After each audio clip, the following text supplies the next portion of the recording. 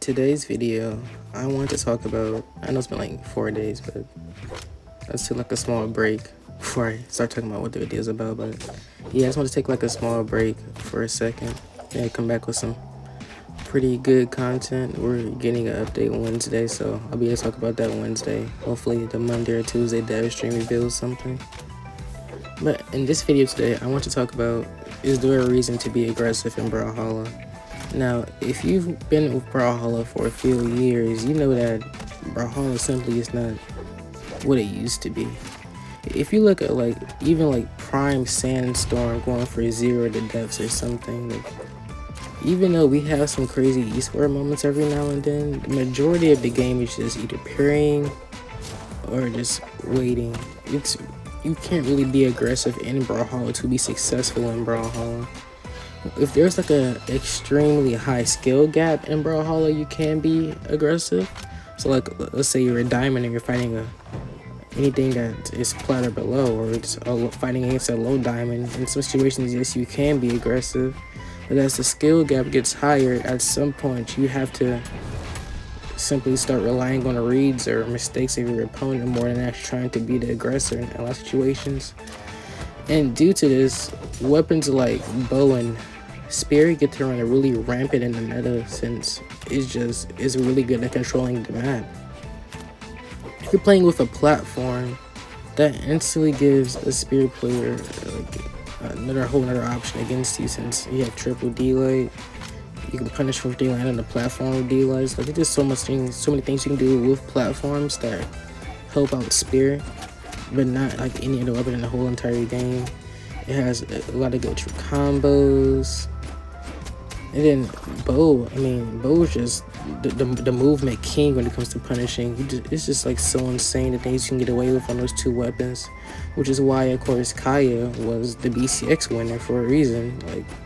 So in what situations besides a skill gap can you be aggressive in Brawlhalla? I guess if you've ever pushed your opponent to the point to where they have to respect you or are scared of what you go for when it comes to a read, you can afford going for multiple hits or something. But just in the current day Brawlhalla, there really is no reason to be aggressive at all. And what does that create?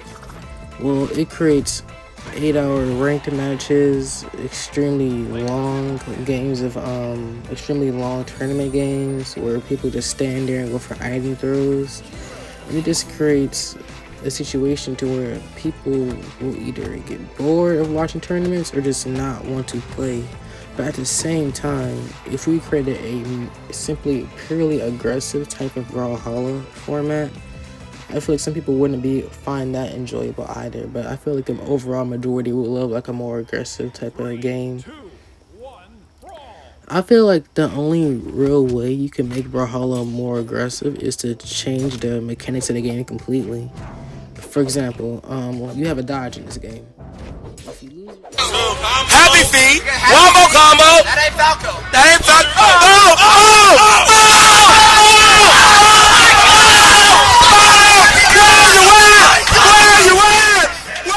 Falco. Options is the main thing is a jump, but a dodge technically has no full counter in Brawlhalla besides a read. You can dodge 8 kajillion different ways with jumps involved or fast falling and all that. You have like 8 billion ways to dodge. And if you don't hit that read, then that's invincibility.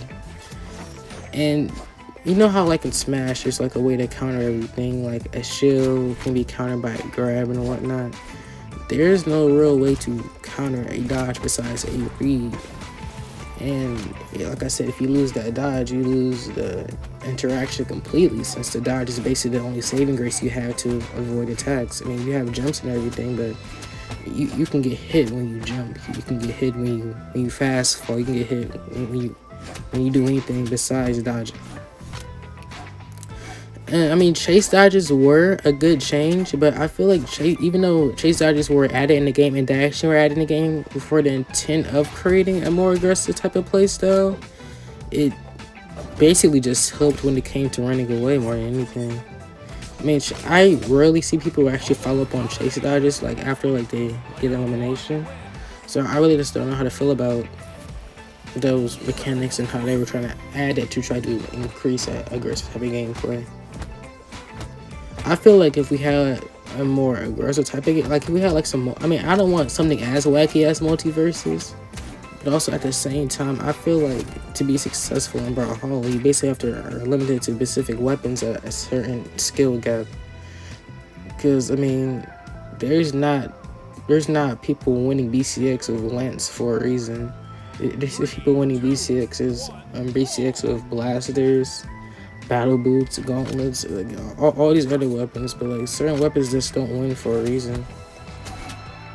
And I mean at the same time, that's also going into meta of like people really feeling if meta matters or not in this game. And honestly, I feel like meta does matter. Of course, if you're not like, for example, I've never really seen Arcadia at all. But in this, now I see Arcadia because she's about to get nerfed because of the downside change because of Sandstorm more than likely. But really before this, seeing our Arcadia basically did not exist. Like this is the same thing for Magyar. When Sandstorm won the whole tournament with Magyar, it's gonna create increase in Magyar play, which is the same reason Mordex has such a high play rate because of Sandstorm. So and now Kaya is seeing this same little rise in play rate thanks to Apollo winning BCX with Kaya. Because everybody wants to win, everyone's gonna play passive, or everyone's gonna play how somebody won a tournament that was worth a lot of money, of course. And we have had people that have taken passiveness to like the extreme appearing. We've had like the Meg D when he first appeared on the scene, and that whole entire match when he was against FaZe. Does not have to approach. Yep. Meg D has the stock advantage. If we sit here for 5 minutes and 45 seconds, Meg D just wins. Yeah, chat's gonna maul, but chat is wrong here. Megdy can do whatever he wants here. This tactic has been successful for him so far. Because it's definitely a two-way street. This isn't just Megdy being passive. This is also Phazon choosing to not initiate. Because Megdy's punish game in a spacing game was just too good. Yeah, this is just, it's a tough spot for Phazon because, like, in this spot, he's the one who has to go forward. He's the one who has to get the stock off of Meg D, and he doesn't want to. His mental is boomed, and Meg D walks forward and immediately eats a neutral light. Looks like the clock has struck noon. Phazon was on Artemis. He was just losing his will to ever touch the game again when he says, I'm throwing in the air. And then we've had there was a Ogrim player who was terrorizing the keys. But yeah, I don't really know how exactly Brawlhalla could fix this problem. Another problem that plays into passiveness is like item throws, because item throws is just like the freest way to get to somebody's face or just get a combo in the whole entire game. You just throw your item, and then as long as you follow up correctly, you have a guaranteed follow-up off of that item throw, which can go into a read. But also at the same time, I feel like if you didn't have item throwers at all, it would even be more passive than the game already is.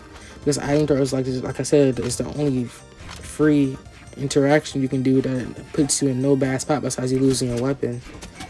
But of course, if somebody guards the weapon in a bad spot, but I mean, it's very hard to consistently guard a weapon in this game. You can do it, but I've never really seen anybody pull it off to where, forever. It's almost impossible to guard a weapon forever. But of course, you need a lot of mileage if you do manage to guard a weapon very successfully. So I want your guys' honest opinion. What do you think Brawlhalla can do to fix the passive problem in this game? Honestly, I feel like we're at the points, like 7-8 years in, that we're not going to really see a change, but anything is possible. Anyways, guys, peace out.